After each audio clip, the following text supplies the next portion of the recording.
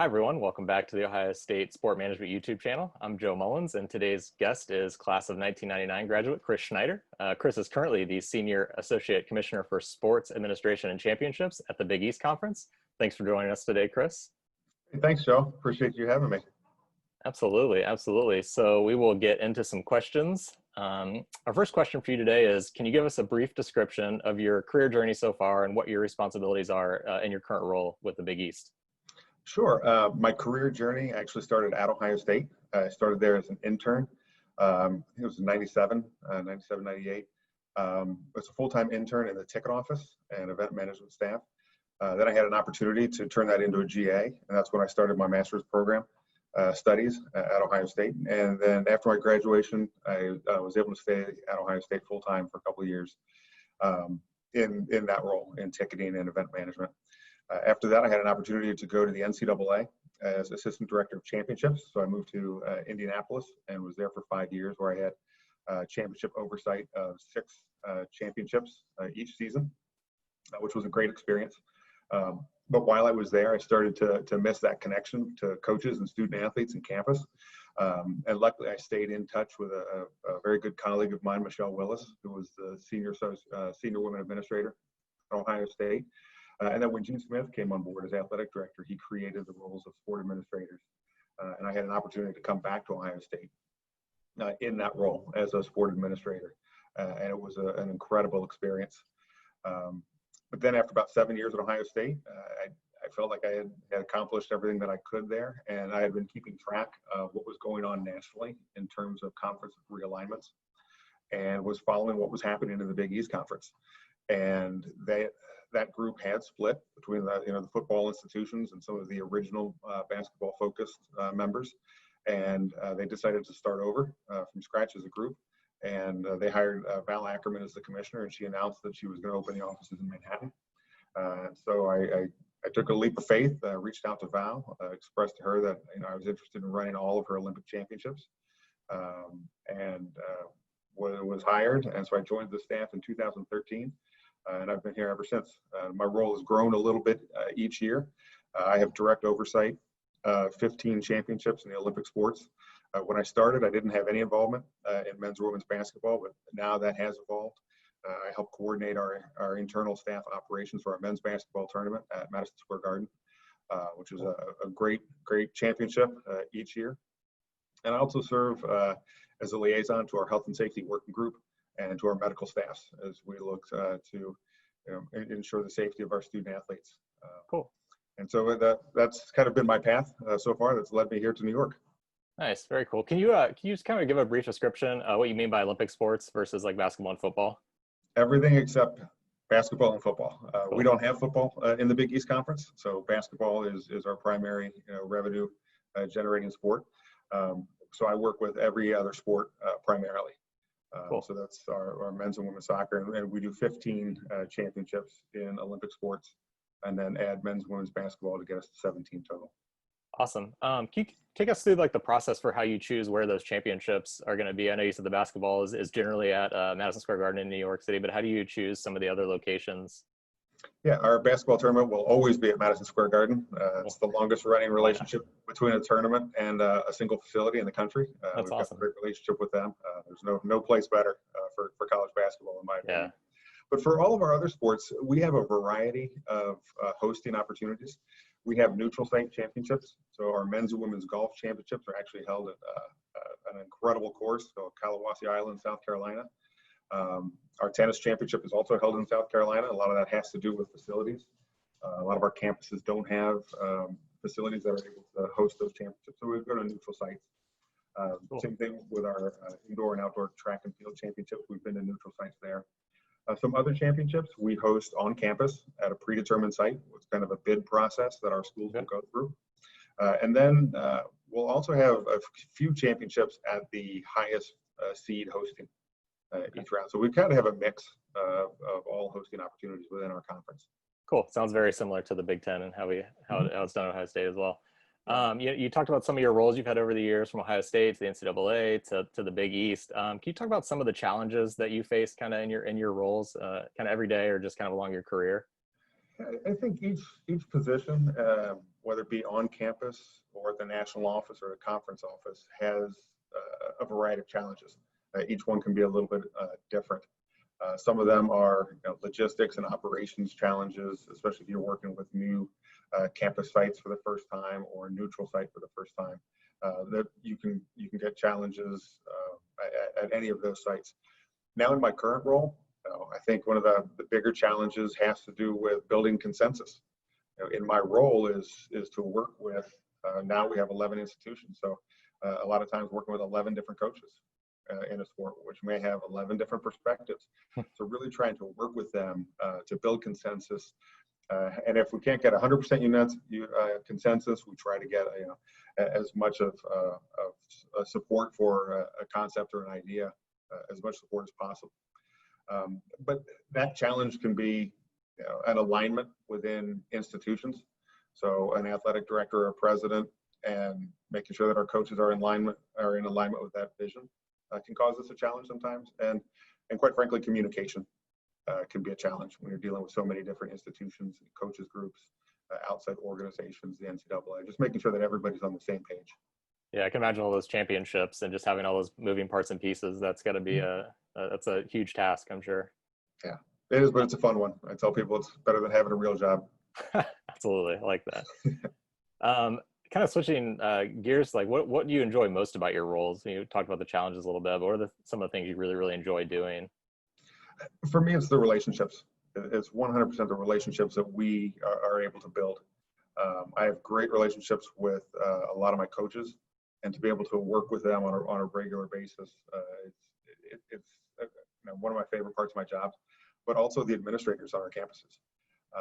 Working in a conference office to me is the best of both worlds, because I feel that I've been able to build strong enough relationships with the coaches on our campuses that I get a true feel of what it's like. I was in their shoes. I was on a campus, so I understand what that's like. But to be able to continue those relationships, I think that's a great part of the job. And then the fact that I get to be president at championships all year long, when you get to see student athletes compete, for many, the final time if they're a senior in the sport that they love, and you get to see them win a championship, there's no better feeling than to watch their success and to be a part of that. And that's probably one of my favorite parts of championships. Cool. Yeah, spend the weekend at the golf course in South Carolina doesn't sound terrible once it gets going. It's not bad at all. Not bad at all. You mentioned a few people that you've kind of kept in touch with over your career that you reached out to that have helped you get jobs, things like that. But who has influenced you the most in your career, and how have they kind of done that? It's interesting. When I think about this type of question, I have two aspects of it. The first one is it's interesting to say is, but my mom is who got me into this field. And my mom was not a sports fan. She didn't know much about it. But as a kid growing up in Cincinnati, I was a diehard baseball fan. And I used to go to Cincinnati Reds games all the time as a very young kid. In grade school, I knew the bus routes to go downtown. I knew how to, it's $2.50 for a ticket. And I'd go to the games. And I remember being a young kid and realizing it hit me that there were adults there. That I'm there every day to work, and I couldn't get over that. And I remember coming home telling my mom that, and I was in 5th or 6th grade, and she said, "Well, I've heard about this program at Bowling Green State University. It's a sport management program." And so at that point, I knew I figured out I was going to go work in sports at that point, at that young of an age. So that's where I ended up doing my undergrad work at Bowling Green in sport management. So, I don't think if it was for my mom telling me about that program at that young an age, I'm not sure what. That's awesome. Be. But continuing on in my career, I don't think I don't focus on one person in particular. I focus on a lot of the people that I've had the opportunities to work with, and I've learned a lot from each and every one of them. And I can look back at every stage of my career and look at specific lessons that I've learned. And I think that's really important to anybody working in this career or any career, is really taking that opportunity to learn from the people that you work for and the people that you work with. So I've had the pleasure to work with a lot of great administrators in this field at the NCAA and definitely at Ohio State. There's so many people that I worked with over my time there that I still keep in touch with, or that I continue to watch their careers. There were a lot of great people in my class that I worked with that have gone on to do some great things that I try to stay in touch with and to keep up with. Cool. Thank you. That's awesome. That's so cool that your mom was the one that got you interested in the sports field, even though she wasn't a big quote unquote sports person. Yeah. And then they became fans. My parents became fans once I got in the field. That's awesome. That's really cool. What are some of the highlights? I know you talked about some of the championships that you've gotten to attend, but what are some of the highlights of your career so far that you've kind of risen above, or like just been things that you look back on that you think are really, really cool? I've had a lot of great experiences, and I feel very lucky to be in this field. To have that experience, to be on the sidelines of incredible sporting events, and just to see student athletes competing at their highest level, and to really see them achieve greatness in whatever sport that they're playing. I think back to, I tell people all the time, I think the greatest sporting event I've ever been to, even though I've been to a lot of them, was Ohio State, Michigan in 2006. That game, without a doubt, just brings back chills when I think about what that experience was and what that event was like. It was incredible. I've been to Final Fours all the time, several times when I worked at the NCAA. Great experiences, great opportunities. But when I look back at what my favorite experience was in this field, it has nothing to do with an actual competition. It has to do with a student athlete graduating. There was a senior on one of the teams at Ohio State that I worked with who was working out before, after his season ended, but before his graduation. And he became injured. And it was right before graduation. He was first generation student in his family to go to school. So his entire family was traveling great distances to come to see him graduate. And at first we thought he was going to get out of the hospital and be able to walk during the ceremony. So it wasn't that big of a deal. And then right before he heard from his doctors, he said he had to have another surgery and would not be able to actually walk. Wow. So with the connections that I had through my job at Ohio State, I was able to reach out to the president's office, and we reached out to President Gordon Gee at the time, who was an incredible supporter of athletics. I worked with his office. I ran over to the Schottenstein Center, actually got his diploma, figured out, met President Gee at the hospital room, and we had his entire family there. Wow. And President Gee, conferred his degree to him, and it was an incredible moment, to see that accomplishment. And to me, that's the thing that sticks with me about what we do. That's awesome. That's awesome. I don't think that's something that people know about kind of sport administration, is how, closely you actually do work with the athletes and their families and get to kind of experience that type of thing that's not holding up a trophy or something, but it's probably in the long run a lot more important to them and the family. Yeah. And that's, to me, I always think that's almost the unfortunate side of what we do, is that everybody looks at the results, the statistics, the banners on the wall. Yeah, exactly. And when we talk about student athletes and what they're actually accomplishing, I always pick up the sense of skepticism from people that don't work within the industry. And I think that's part of our job and our responsibility to continue to tell those stories. Yep. That's awesome. Thanks for sharing that story, Chris. Yeah. Switching gears a little bit, we were chit-chatting before we started recording. COVID-19's had a huge impact on professional, collegiate, high school, you name it. Sports have been impacted pretty greatly by COVID-19. Can you give us your thoughts just on the current situation overall and how you see college sports being affected this year and maybe into the future? Sure. Since March 13th, COVID-19 has affected me greatly here in New York. I think well over 100 days now working from this apartment. When we shut down our tournament along with everybody else in the country. So I think since that day, we've been focusing on trying to return. How do we get athletics back? But what I find really interesting in all of the work that we are doing, we even have to take another step back and look at what our presidents are focusing on. Our presidents are trying to get universities back up and running. And so we have to kind of separate ourselves a little bit and say, okay, yeah, we would love to be able to get athletics back, but in the big picture of everything, how can we do that safely and still ensure the safety of all the students that are coming back to our campuses? And it's much more than just the students. It's the faculty, it's the staff, it's everybody that's involved, obviously spectators and fans. So I think in the last couple of weeks, it's proven to become a little bit more challenging than I think people thought.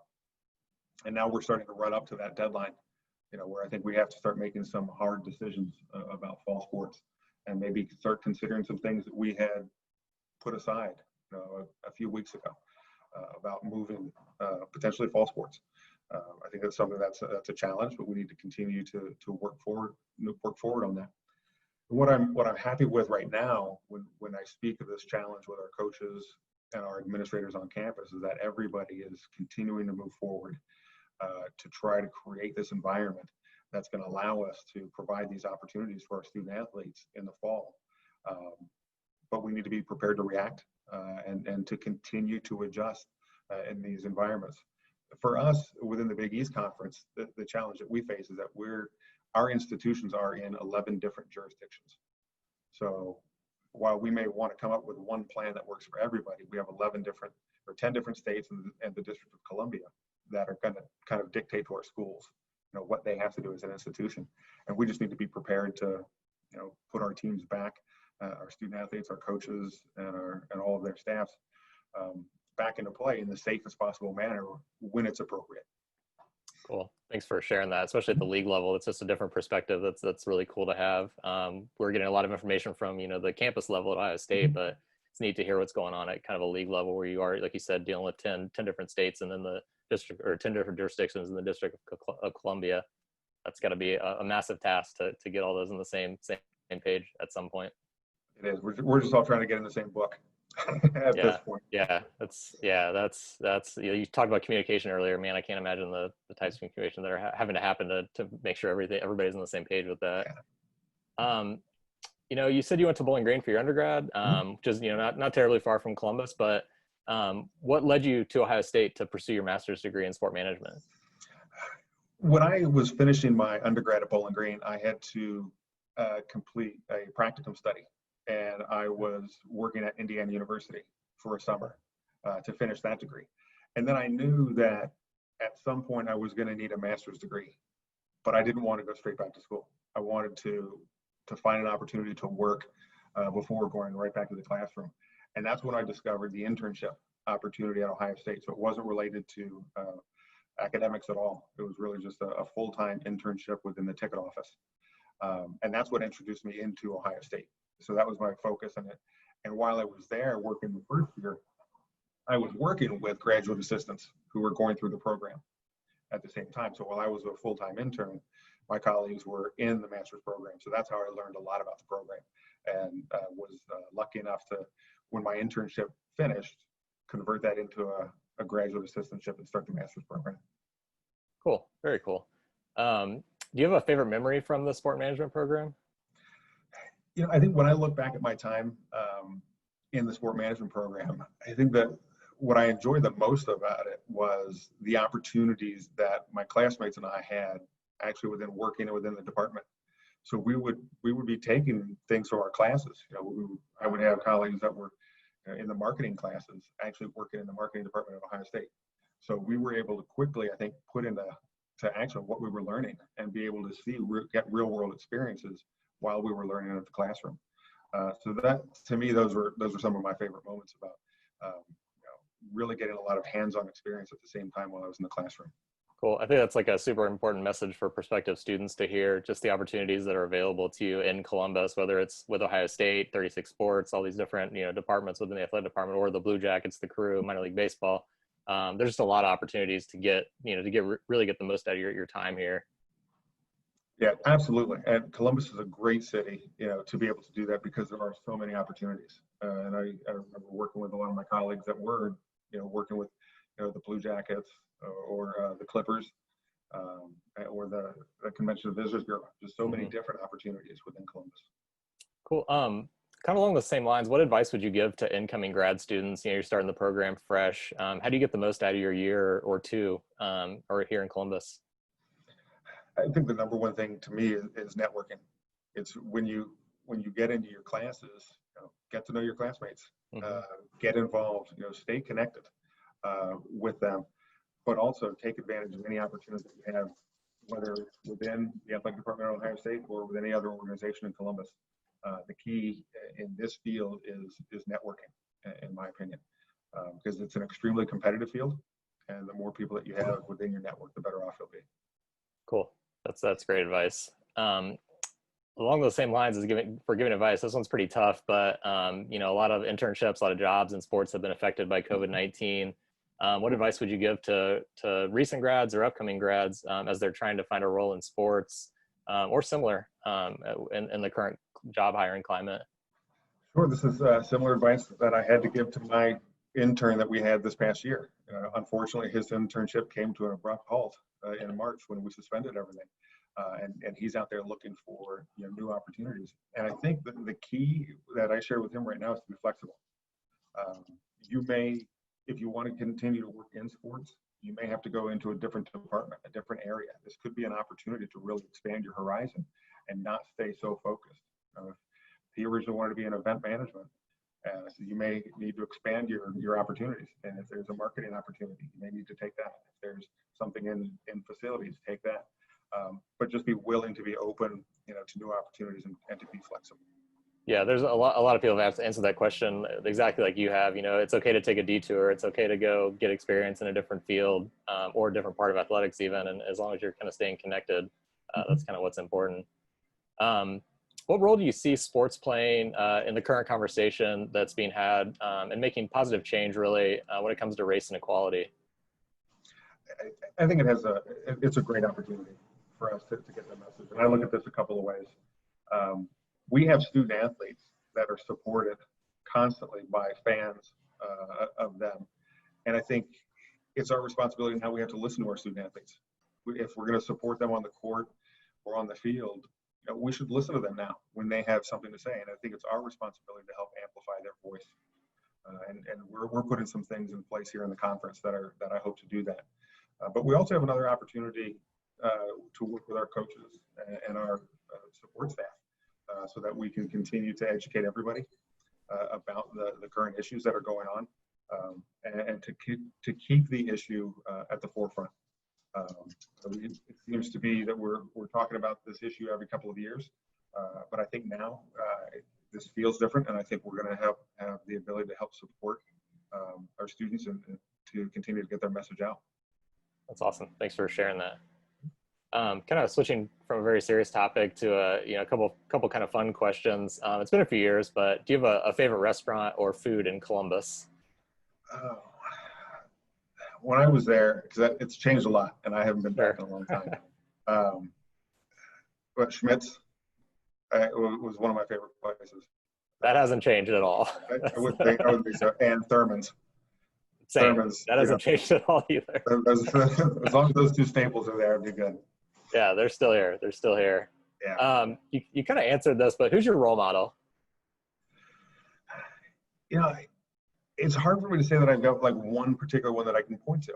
Okay. When I look in this business, I look at, I kind of go back to my colleagues. Gene Smith was an incredible person to work for.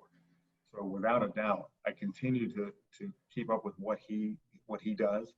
I continue to read everything that's going on at Ohio State, even though I'm now 7 years disconnected. Especially now with some of these challenges going on. So I always look to what Gene's doing. But I look at my colleagues. I work with Heather Lyke, who's now the athletic director at Pittsburgh.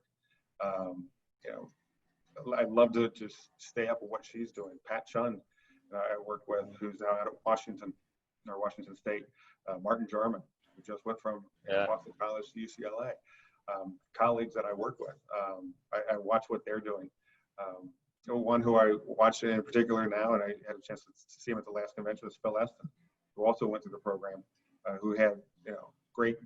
Obviously, he was at Minnesota, then Cal, Penn State. Now he's at St. Thomas, and he's in the middle of, I think, the challenge of moving an institution from Division III to Division I. So that's what I consider my kind of like role models. I look and see my successful colleagues and continue to stay up with what they're doing. Cool, that's awesome. Who was your favorite sports team growing up? You may have answered this, but I was a diehard Reds fan. Cool. I was a diehard fan that went down to as many games. I became an autograph hound. I knew what gate the players came in, where the cars came in. I've got a huge collection. I knew where the visiting team stayed from downtown. I'd go to stock hotels. So I was a huge baseball fan growing up. That's awesome. No Bengals? No. Okay. I'm not even an NFL fan because of that. That's hilarious. Okay.